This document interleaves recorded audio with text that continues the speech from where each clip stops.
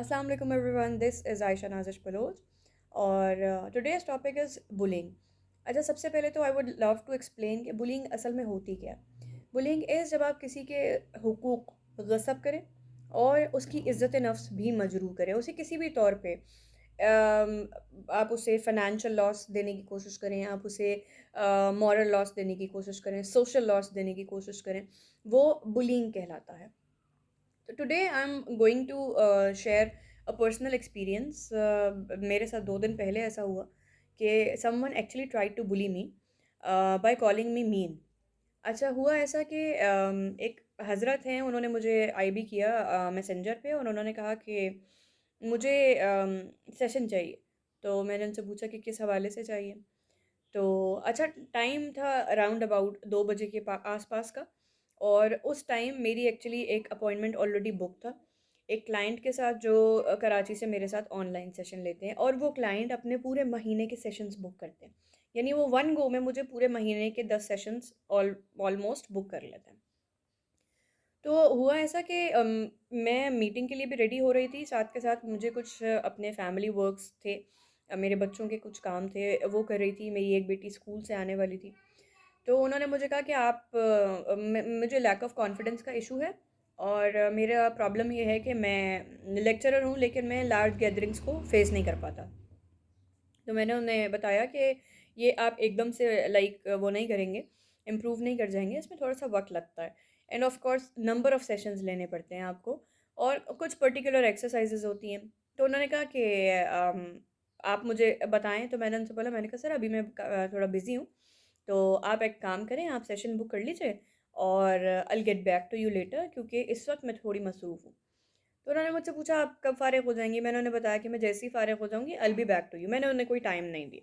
मैंने उन्हें नेचुरली ये बताया कि मैं जब भी फ़ारिग होंगी, मैं उनसे बात कर लूँगी। तो हज़रत ने मुझसे कहा कि आप अपना व्हाट्सएप नंबर दे दें। तो मैंने उनसे बोला, मैंने कहा आप सेशन बुक कर लें, तो उसमें मुझे आसानी रहेगी चीज़ें लाइन अप करने के लिए। और सेकंडली तो वो कहने लगे कि मैं सेशन क्यों बुक करूँ? I am not a patient.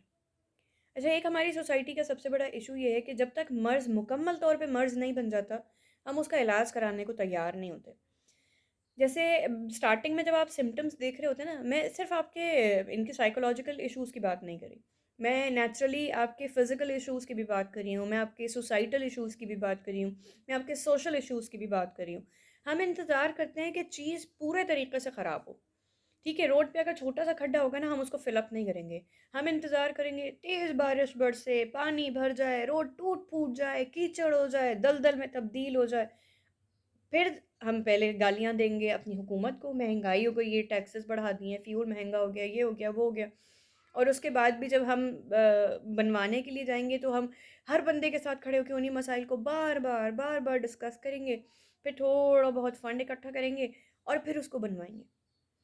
तो पूरी सड़क बनवाने का जो नुकसान है उससे ज़्यादा बेहतर ये नहीं था कि वो जो एक शुरू में इतना खड्डा पैदा हुआ था हम उसको बंद कर देते, हम उसकी भरत कर देते। ये हमारे हर जगह। तो जब मैंने उन हज़रत से कहा कि आप सेशन बुक करें तो उन्होंने मुझे जवाब दिया, मैं पेशेंट थोड़ी हूँ। पेशेंट तो कोई होता ही नहीं है। मेरे पास तो पेशेंट्स आते ही नहीं है। आपको क्या पता, मेरे पास तो नॉर्मल एक्स्ट्राऑर्डिनरी लोग आते हैं। आपको लगता है नफ्सियाती मसाइल किसी आम शख्स को होते हैं? नफ्सियाती मसाइल हमेशा एक्स्ट्राऑर्डिनरी लोगों को होते हैं, जो बहुत इंटेलिजेंट लोग होते हैं। उन्हीं के दिमाग में गुत्थें सी बन जाती हैं, गिरहें लग जाती हैं और अजीब उनकी कैफ़ियत हो जाती है। आप यकीन करें, आप किसी को पेशेंट डिक्लेयर नहीं कर सकते। कुछ इक्का-दुक्का लोग मेरे पास उस समझदार तबके के हैं जो ये कहते हैं कि मसला बनने से पहले हम पहुँच जाएँ इस बंदी के पास या किसी भी साइकोलॉजिस्ट के पास, ताकि कम से कम बीमार ना कहलाएँ। और यकीन करें कि एक अच्छी, एक नॉर्मल जो ज़हनियत है वो यही होती है। अच्छा, उसके बाद मैंने उनसे बोला कि नंबर तो सर पेशेंट्स के लिए है, कुछ एक्सरसाइज़ेज़ हैं वो मैं आपको शेयर कर दूँगी by the time I get free. Please consider कि मैंने उन्हें टाइम नहीं दिया। तो उन्होंने मुझे कहा हाउ मीन? और मुझे ये वाक़ई बुरा लगा। अच्छा, I want to tell you one thing about me that I am a very bad ass replier. ठीक है? और मैं, आप यकीन करें, मैं उन लोगों में से नहीं हूँ जिनको आप ये सोच के बुली कर सकते हैं कि ये काउंसलर है तो ये मेरी हर बदतमीज़ी बर्दाश्त करेगी।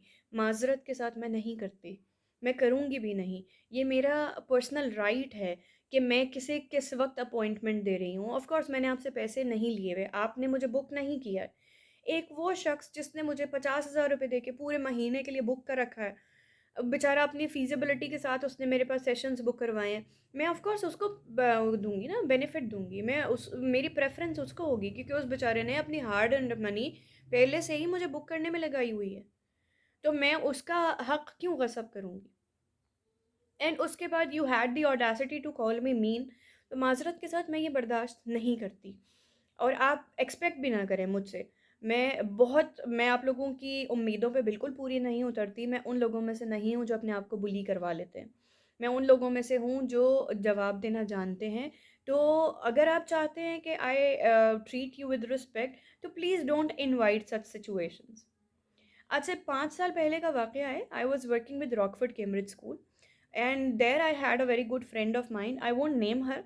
तो हुआ ऐसा कि एक दिन मुझे एक अस्थमा अटैक हुआ और back then I was suffering from cancer too. तो मुझे डिप्रेशन अटैक्स, पैनिक अटैक्स हो जाते थे। पैनिक अटैक में मुझे मेरी जो साँस है वो रुकने लग जाती थी।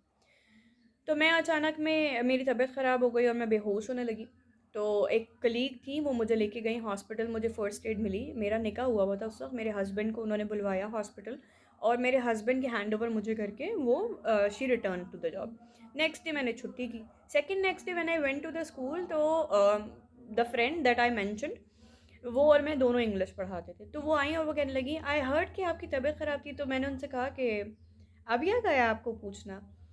तो she naturally had a very loud throat just like me. जैसे तो हमारे जो एम्प्लॉयर थे वो ये कहते थे कि तुम और फलानी टीचर जो इंग्लिश पढ़ाती है, तुम दोनों किसी के कान में बात नहीं कर सकती क्योंकि तुम लोगों का थ्रॉट जो है ना वो नेचुरली काफ़ी पिच तुम लोगों का हाई है।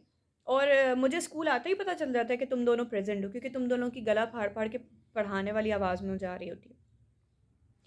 तो उसने क्या किया, उसने मुझे बोला, हाँ तो क्या हुआ, मैं आई वॉज एबसेंट एंड आपको ये पता नहीं था। तो I felt embarrassed because I was sitting in the library and there were number of students.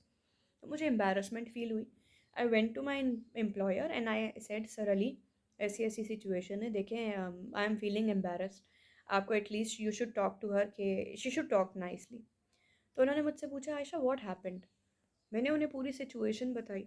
तो उन्होंने मुझे कहा, why did you invite such situation, don't you know she is having a very high pitch, तुम दोनों एक जैसी तो हो।